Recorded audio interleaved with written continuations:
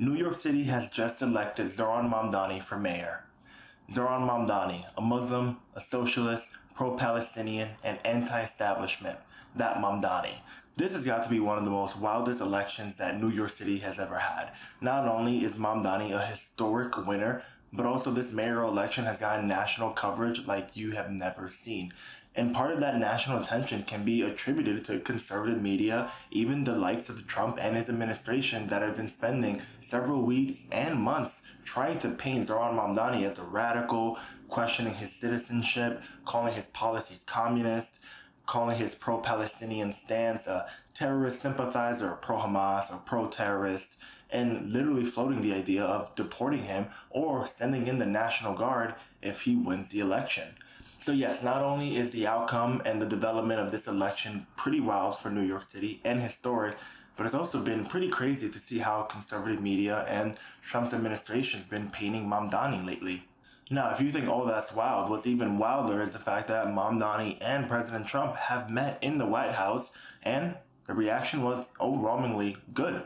Now, I'm not surprised that Mamdani was willing to put away threats of deportation and Islamophobia in order to meet in the Oval Office and negotiate with the president. But what I did not expect was the very warm reception that President Trump did show Mamdani, even defending him several times.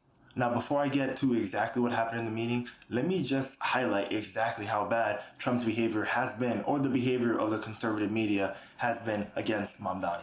Some Republicans and conservative media have gone as far as to calling him a jihadist, pro-terrorist, pro-Hamas, a terrorist sympathizer. You have Andrew Cuomo's campaign, which used racist AI ads, and there was also the comment he made on the podcast, laughing off a comment that Mamdani would have essentially been in favor of another 9/11. And then you have articles from publications that are supposed to report news, but then slap Mamdani on the cover and try to make him look like a communist radical. You have comments like Marjorie Taylor Greene tweeting a picture of the Statue of Liberty in a burqa. You also have things like J.D. Vance mocking Mamdani's aunt's Islamophobia experience after 9/11, saying that it was a joke and that these are not the things we should be talking about. And so Mamdani has faced a lot of ugly stuff from the conservative media and even people that he was running a campaign against, like Cuomo, who's a Democrat. So it has been ugly.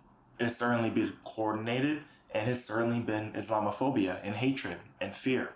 And despite of all that, New York City still managed to vote in favor for this young Democratic Muslim mayor.